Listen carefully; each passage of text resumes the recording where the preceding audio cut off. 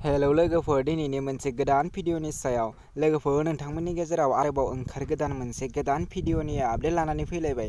नैबे गोदान भिडिअनि फुल आपडेटखौ मिथिनो थाखाय नैबे भिडिअखौ जोबजासिम नायनो नांगोन। आं बिथांमोननि इउटुब चेनेलखौ लास्टआव बुंनानै होगोन, बेनिखायनो नैबे भिडिअखौ स्किप खालामालाखैनो जोबजासिम नायलां आरो नैबे चेनेलाव गोदानबा चेनेलखौ साबस्क्राइब खालामनानै हो आरो भिडिअखौ मोजां मोनो भिडिअखौ लाइक शेयार कमेन्ट खालामनानै होदो। बिदिब्ला फैदो दिनैनि नैबे गोदान भिडिअनि आपडेटनि सायाव। दिनैनि नैबे गोदान भिडिअनि आपडेटनि टाइटेलानो जादों आंनि गोसोनि।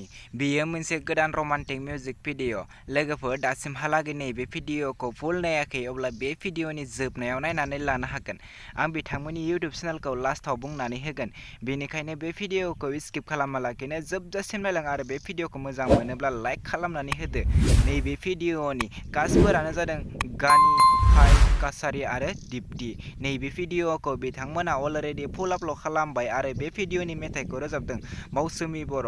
बे भिडिअआ जोबोरैनो मोजां जादों। लोगोफोर दासिमहालागै बे भिडिअखौ फुल नायाखै अब्ला नायनानै लानो हागोन। बे भिडिअनि करिय'ग्राफियानो जादों सामिर आरो नैबे भिडिअनि कनसेप्टआनो जादों बिलिफां आरो सामिर। लोगोफोर नोंथांमोना नायनो थाखाय बिथांमोननि गानि फाइ भ्लग्स इउटुब चेनेलाव थांनो नांगोन आरो आं बिथांमोननि बे भिडिअनि लिंकखौ डिसक्रिपसनावबो होनानै दोनदों। नोंथांमोना दासिमहालागै बिथांमोननि बे भिडिअखौ नायाखै अब्ला बिथांमोननि बे इउटुब चेनेलाव थांनानै नायनानै लाहैदो आरो चेनेलखौ दासिमबो साबस्क्राइब खालामाखै अब्ला बिथांमोननि इउटुब चेनेलखौ साबस्क्राइब खालामनानै होदो। बिथांमोना बेफोरबायदि गोदान गोदान भिडिअ लानानै फैबाय थायो।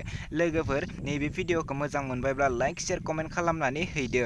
बिदिब्ला दिनैनि नैबे गोदान भिडिअनि गुसुं आपडेटआ बेखिनियानोसै। आंनि चेनेलखौ दासिमबो साबस्क्राइब खालामाखै अब्ला आंनि चेनेलखौ साबस्क्राइब खालामनानै हो। आं बेफोरबायदि गोदान गोदान भिडिअफोरनि आपडेट लानानै फैबाय थायो। नोंथांमोना बयनिख्रुइबो सिगांसिन आंनि गोदान गोदान भिडिअनि आपडेटखौ नुनो सानदोंब्ला नोंथांमोना चेनेलखौ साबस्क्राइब खालामनानै बेल आइकनखौ क्लिक खालामनानै लाखि आरो नोंथांनावबो बेफोरबायदि गोदान गोदान भिडिअनि आपडेट होनो सानदोंब्ला आंखौ कमेन्ट बक्सआव कमेन्ट खालामनो हागोन।